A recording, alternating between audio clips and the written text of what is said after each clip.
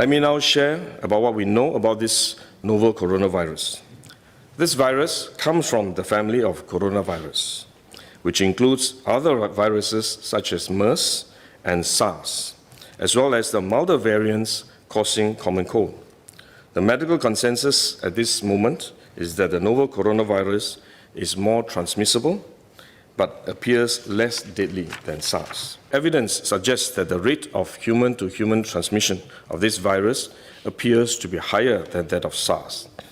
For now, the evidence also suggests that transmission is mostly via droplets. What this means is that the virus is carried within droplets emitted from an infected person over a short distance, such as when a person coughs or sneezes.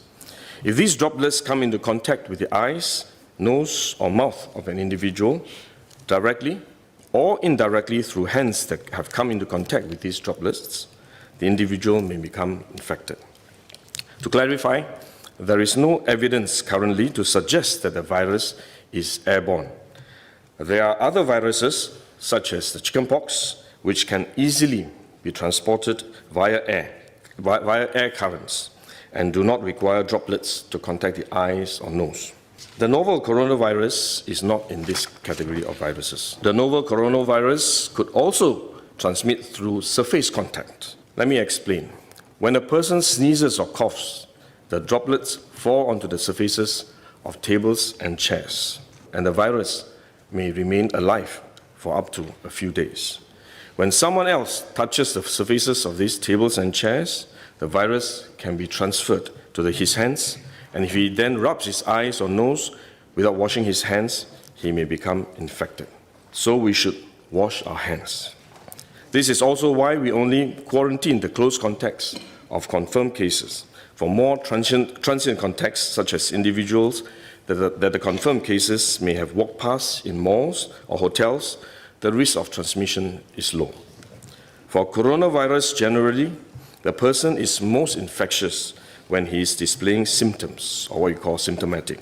And this is likely to be the case for the novel coronavirus as well. There is evidence of limited spread from a person without symptoms during the incubation period. However, this form of transmission may be uncommon and has so far involved isolated cases only. At this point, the evidence still points towards higher transmissibility when the person is displaying symptoms.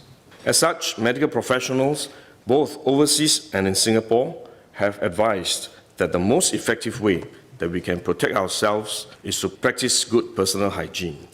We should regularly wash our hands with soap and water and avoid touching our face with our hands. These may sound simple, but actually they're very difficult to do because all of us touch our face all the time. Even at a meeting when we have on this ministry task force, while I was speaking, I was touching my face until Minister Lawrence Wong nudged me with his elbow and said, "Stop touching your face."